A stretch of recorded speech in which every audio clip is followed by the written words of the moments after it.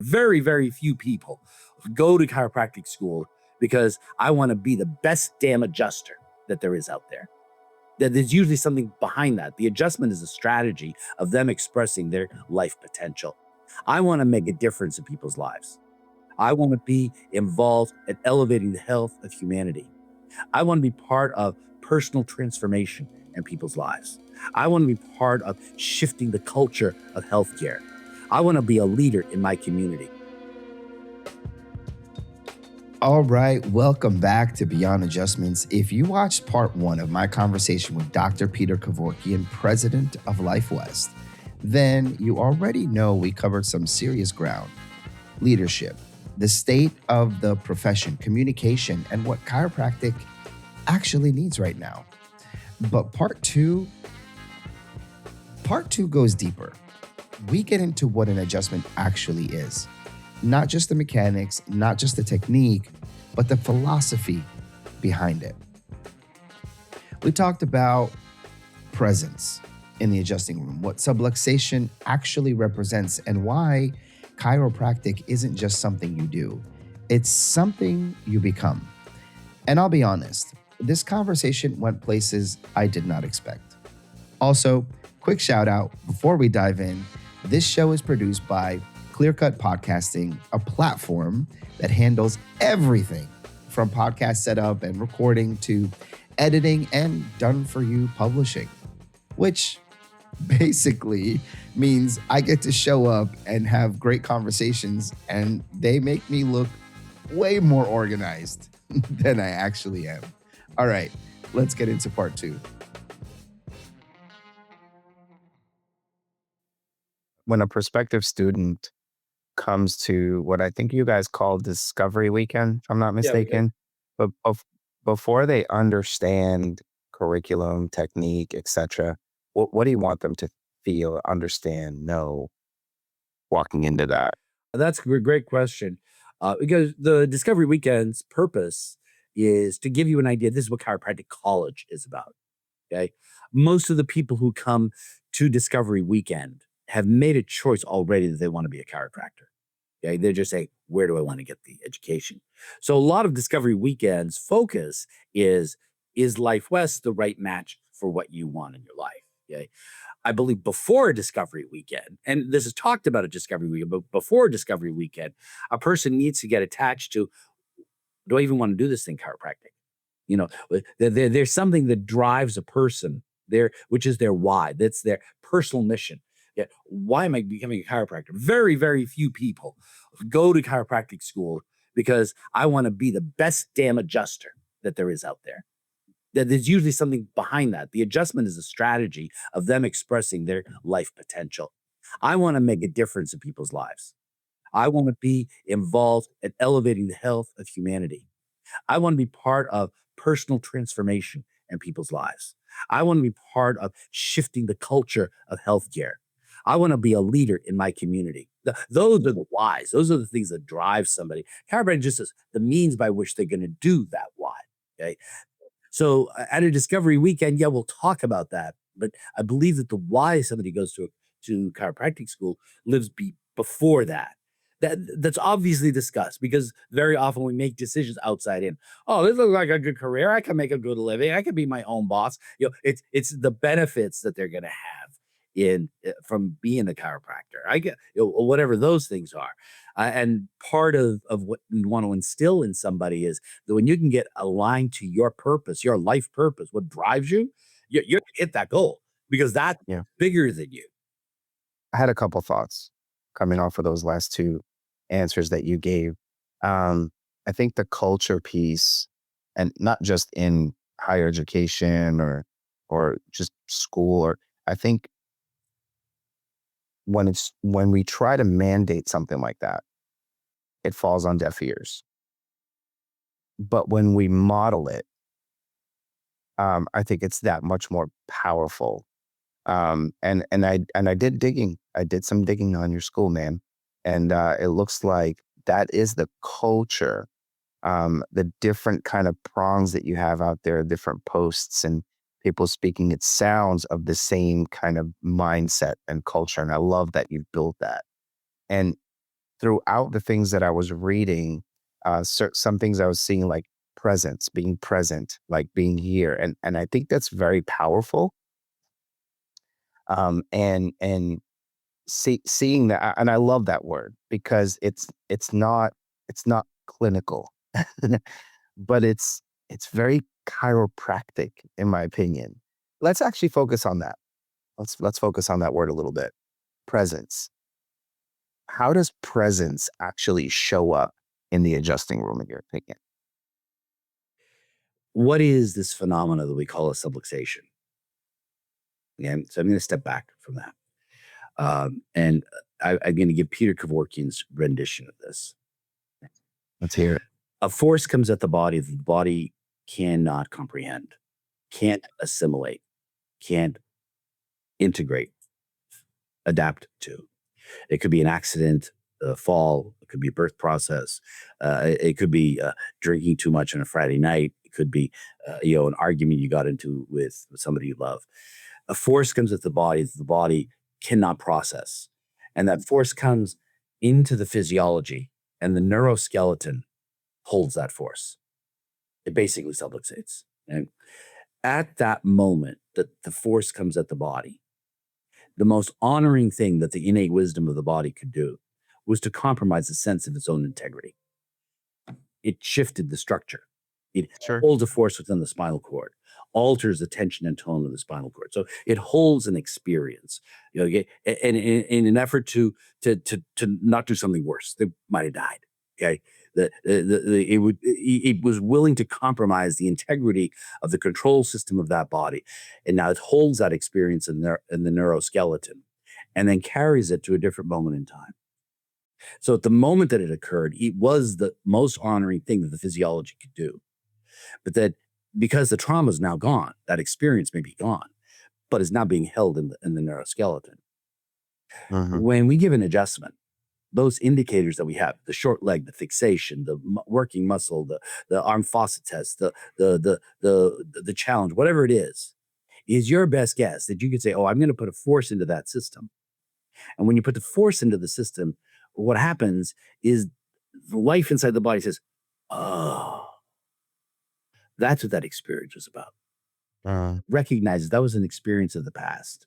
And it begins to unwind, discharge, come into a greater degree of presence at that moment in time, of the appropriateness of that time. That the subluxation is actually a phenomena that is stored in the system that may have been very appropriate when it occurred, but now it no longer serves the body. And the body recognizes that, it then discharges that from the physiology. And the leg, I mean, even motion comes back, breath opens up, indicators go away. Right? So I'm viewing what an adjustment does is bring the body into a better sense of presence at this moment in time. Does this mhm. make sense? It does. So Yeah. presence is precisely what the physiology is continually striving for. Striving Mhm. so that it can give the most appropriate response reaction based upon its existence at that moment in time. It does not, even in an adjustment, it doesn't ever go back in time. That entire experience of the trauma that occurred that's held within the neuroskeleton, its time being subluxated, it'll come into a greater degree of presence that moment, but it's not going to go back to where it was. It's not going to grow from that experience. Am I making sense to you? That those things that occurred as the neurology was in a subluxated state, that's never forgotten by the nervous system. That's there. Mhm. Yeah. It records So it. so Yeah. so that so presence is coming into a state of awareness, self-awareness, and awareness of the environment. As completely, as totally as we can, but you can't take away all the experiences of the past. But it's a learning process. That's what I do Mhm. in adjustment. Adjustment isn't try to restore, fix, cure, treat anything. What it is a learning process. It's allowing the brain and the spinal cord to better learn its physiology and experiences that have happened in its lifetime and come Mhm. to a greater degree of presence of physiology. So when we talk about presence, because we are not just, yes, we are physical beings, but when we come into space with another human being, there's a relationship between the beings that are come together, the chiropractor and the patient. or anybody, every relationship, there is a connection that happens between our physiologies coming into that same space. So everything that is happening affects that other person. Okay. The state that that person is in, how they are breathing, what they are thinking. So the greater the degree of presence I can bring into my experience with another person, the more honoring that experience becomes. Okay. The less, if you will, metaphorically subluxated that relationship will ever be. So the greater the degree of presence, the greater the ability of those beings to better connect, and whatever level it is. Okay. I believe that when we give an adjustment, that the greater the degree of awareness and presence you have at that moment that you're putting a force into the body, less physical force you're going to need. Yeah. I'll give you an example. Okay. Please. In terms of adjusting, when I was a student, I was very drawn to biomechanical orientation of the spine. Okay, the Okay. orthogonal analyses, upper cervical work. I was an engineer before I was a chiropractor, so I was very drawn to the very analytical techniques. And I was drawn to NUCA. NUCA was a development or an evolution from Grostic technique. Grostic technique was an evolution from BJ Palmer upper cervical work. Okay. NUCA analysis was a very, very specific analysis and force application where you took pre and post x-rays right after an adjustment to see, did I effectively realign, if lack of a better word, the upper cervical spine. And when I was a student, Ralph Gregory was alive. Ralph Gregory had worked with John Grostic Sr. When John Grostic Sr. died, there was a political thing that started to happen into the Grostic movement. He went off and developed NUCA technique. So the NUCA adjustment is a triceps pull. And what it is a flat arch. And the doctor is taught to contract the long head of the triceps. And as they contract the long head of the triceps, it allows the arms to better extend, right? But because of the way that you're doing, you're actually pulling the shoulders together and back into the shoulder girdle. The actual distance between the pisiform and the episternal notch actually stays constant. So you're able to generate a force with no depth. Where Okay. while you were doing this kind of adjustment, Grostic was a push, NUCA became a triceps pull.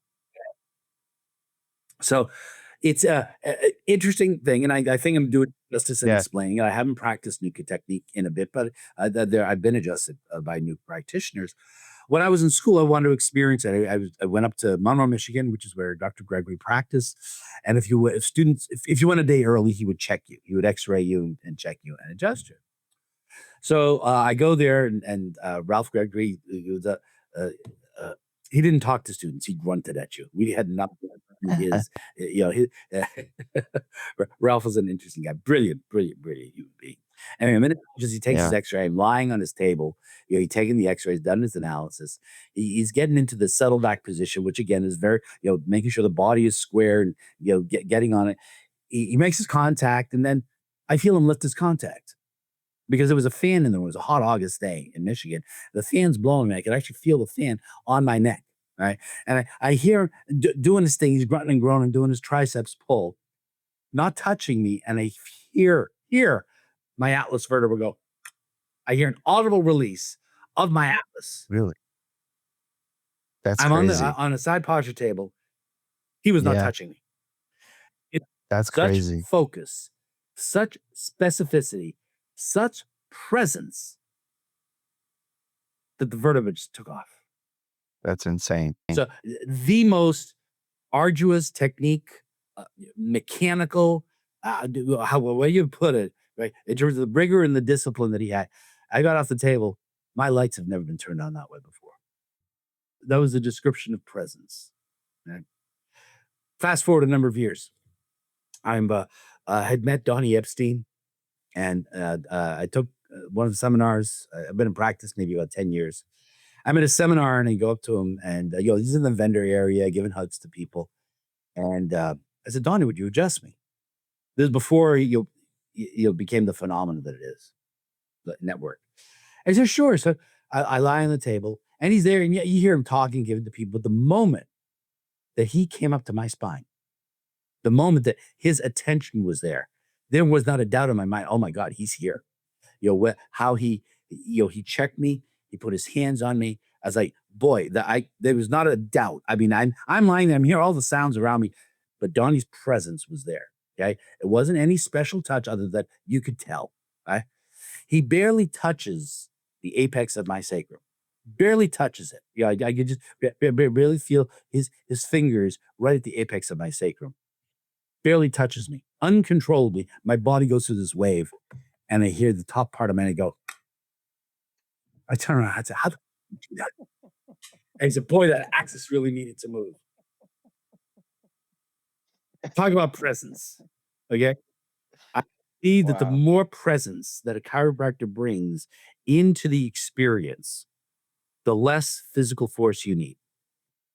I love that. I did not see our conversation going there. That's really cool. That's really So, cool. that is the nature of our work is when we are fully present, that is what we strive for. That is being in the now. Uh, okay? We get lost in that experience. All right, quick pause. If you're still with us right now, you've probably noticed this conversation has moved way past just talking about technique. We're talking about philosophy, presence, how chiropractors actually show up in the adjusting room. And honestly, this is the kind of conversation that reminds you why this profession is so unique. Speaking of showing up the right way, by the way, I want to thank the sponsor of today's episode. I hate doing this, but we got to pay the bills. So, the episode of Beyond Adjustments is brought to you by AILocalBoost.com. If you're a chiropractor or a local business owner doing amazing work in your community, but your online presence looks like it hasn't been touched since 2014, AI Local Boost helps automate your Google visibility, posts, reviews, images, you name it, so the work you're doing actually gets seen. Because let's be honest, if people can't find you online, they can't find your beautiful, magical chiropractic hands. They can't sit on your table. Anyway, check out AILocalBoost.com. All right, let's get back to the conversation. I'm not going to keep you here for much longer, but there's a couple other things I wanted to talk about. One around the education kind of that produces, great chiropractors, right? So kind of what's a skill that students will never get from a textbook, really, that you want Life West grads to have one day or to have on day one, even not just one day, like something that you would want the students to have. And how do you even teach that? So I want to touch on that. I'll let you think about it for about 30 seconds while I kind of just explain where I want to end here, right? So we talked about communication being one of the most important things. And to be honest with you, I knew you were going to go there just because bright minds know that that's where it starts, better communication. And you have a bright mind, sir.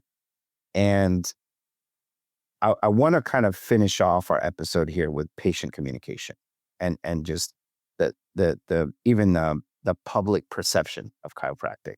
So that's where I'll shift to.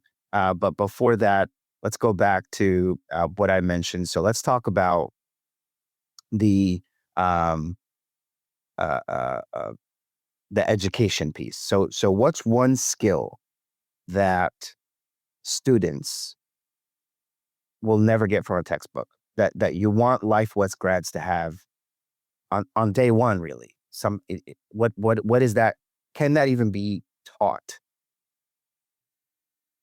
Shortly after I started working here, we had hired somebody for institutional research. Institutional research, it's not research that we think of in terms of research of our profession, but it's how institutions can utilize data to make better informed decisions about how you're doing, what to do. It's a requirement for accreditors because accreditors have to ensure that if you're going to be taking government funds, that you're doing it based upon rational judgment. That's because you want money. So it's a requirement in higher ed. We've had this person. He's right across from my office when I was VP, and I stop in his office one time, and we get talking about a bunch of different things. And I said, "How you enjoy?" He's not a chiropractor, but he knew that was about chiropractic. He goes to me, he says, "I'm really trying to understand this idea of vitalism because he's heard it." And I said, boy, you couldn't be asking a better person that question. So we went down the chiropractic philosophy rabbit hole. We talked about vitalism. And one of the comments I made to him, I said, we talk about vitalism and it's the core value within our philosophy. How do we know that we're graduating a vitalist? And I looked at me and says, oh, that's an interesting question. Because you don't just take a test and answer a bunch of questions right. This, oh, you're a vitalist. Okay.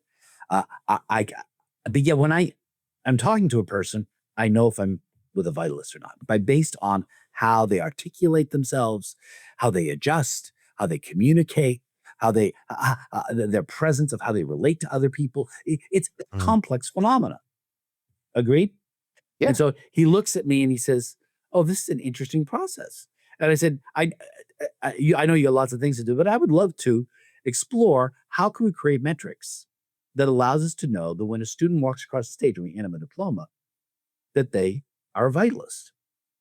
We know that they are competent in being able to pass a bunch of tests. Yes, you're competent in physical exams. Yes, you're competent in chiropractic analysis. Yes, you're competent at force application. Yes, you took your boards. Yes, you got all the tests that show that yes, you pass. But how do I know you're a vitalist? It's more than knowing the philosophy. It's more than being able to regurgitate the 33 principles or understand the principles of deductive and inductive reasoning or mechanism or anything else. It is an aspect of who we are as a chiropractor that I want everybody to have, because that vitalistic perspective comes from a place of honoring. Honors the brilliance of our universe, of the design of our universe, of life, how life expresses itself. It comes into a very humbling position in terms of what we know and recognition that there's, no matter how much we know, there's more that we don't know, right? So it's a large picture. So what do I want my students to have is an experience, because it's not a classroom phenomenon. It's an experiential phenomenon. I want to be able to create an experience at Life Chiropractic College West, second to none, that nurtures the growth of the vitalist that lives inside of every human being. Nice. Okay. So a long answer to your question is that It's a great answer. really is the objective. It's chiropractic college, although we espouse this idea of natural health, alignment to natural law, this beautiful profession, does a very good job of beating the crap out of people for the 4 years they're in chiropractic school. We overwhelm them with data, the amount of studying, and the rigor of the program, and don't build this level of personal responsibility within themselves, which, if you are truly the vitalist and you honor the brilliance of life, then you get to care for this body, for your body. Because as you care for your body and you allow a better integrity of how you live your life every way, and you come into this place of honoring and not that I control or forced anything, but how I am as a human being, then that spills over into all of the people you're going to touch within your lives. Yeah, that spills over into the rigor and the discipline you're going to have in developing your technical competency. That's going to develop your ability to question, challenge, and debate and understand the depth and the beauty of our philosophy. So it really comes from that, I believe, our fundamental vitalistic ideology that is the core of our philosophy. Love that. I love how you pull back before you answer, because I feel like it gives more depth to the answer. It helps me at least understand, and I'm sure it'll be the same for our users. So I really do appreciate that. So don't stop doing that. I love it. And I have like probably 17 follow-up questions to that, to be honest with you. We could probably do a whole episode on that, but and this is going to be a rough segue into my next question here around the communication aspect, but it is what it is, and we only have the time that we have. But if you could fix that one thing about kind of chiropractors and how they communicate with patients, with the public, what would it be? Because, and before you answer, here's why I'm asking that question. You obviously are big on integrity. You're obviously big on doing things the right way, saying things the right way. You're about experiences. You're about the proper communication. You have a very strong foundation In my opinion, you're a brilliant mind, Dr. Peter, but the communication aspect is so critical. And the reason why I asked this question is because there are so many. I don't want to speak ill of the chiropractic industry because it literally, if I could be a chiropractor, I would. Maybe you can make me an honorary chiropractor. But there's chiropractors out there that are misusing their superpower, we'll call it, right? And are using the chiropractic industry as a stage rather than a really a healing tool, a healing place. And I'm seeing all these, TikTok videos, mic'd up people and crack this and crack that, and it's become a game. And I got to be honest with you, I really hate that. I really do hate that because it takes away from the power that is chiropractic, in my opinion. So, Dr. Peter, if you could fix that one thing about how chiropractors communicate with patients, right? And, instead of going to a patient and saying, "Hey, can I mic you up so I can get a couple cracks for TikTok?" And even the public, right? What would that be? um, you step back and you ask why does somebody do something like that, right? And they're doing it to get hits on TikTok. They're doing it to uh, uh, curiosity. Oh my goodness, yeah, they're going to see me, and that's the way I'm building my brand. Um, no, why does anybody do what they do? Yeah. Why does any? There's a reason. There's an agenda behind it. Um, do I want them to do it? Absolutely not. I prefer not. I don't think we should ever uh, show adjustments for lots of reasons. One of it, an adjustment is an experience. And you can't to watch it is so different than experiencing an adjustment, and an adjustment without a context of the why behind it, it will just be can be misinterpreted. So I don't care for that, and that's our world. What am I going to do? I think that we all, in everything that we do, need to step back and say, what's the drive behind it? Why am I doing it? Okay. If you're doing it are you going to work adjusting people because you want to make a living? It's very different than getting up, going to work because you're living your life's purpose. Right? And Uh-huh. if you're doing it to go to work to make a living, okay, then the lens that you have in what you do is, what am I going to do to make more money? Okay. So it is Mm, a business model, and that is your focus in terms of what you'll do. And we pray on that. Oh, I'm going to make $1 million this year in my practice. I got multi-million-dollar practice. I'm going to make a billion, whatever it is. That's the objective. If that's the objective, and your tool is an adjustment, then you're going to do whatever you can for that objective, because that is your purpose in life, is to make $1 million. I got no problem yeah. people making money, but my purpose is personal transformation. I want to do what I can to allow people to transform, to become a better version of themselves.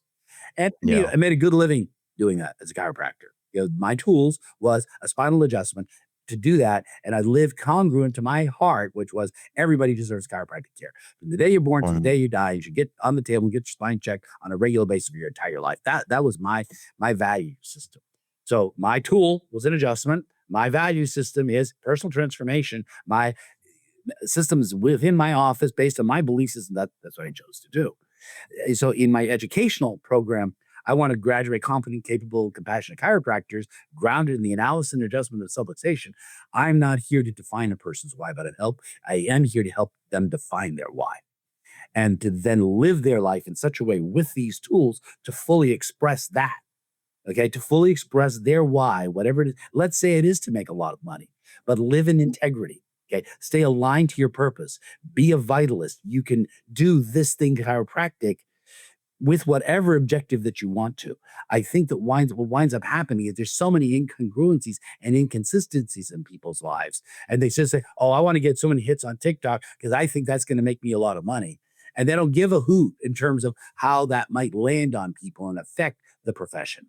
Okay. Yeah. My passion, my love is the beauty that D.D. Palmer brought to the world when he adjusted Harvard Lilly, and I want to explode that. I want that to evolve. I want that to grow and impact the world. I mean, not yes the adjustment, but even to look at the body differently, to look at the body Hmm. from the inside out.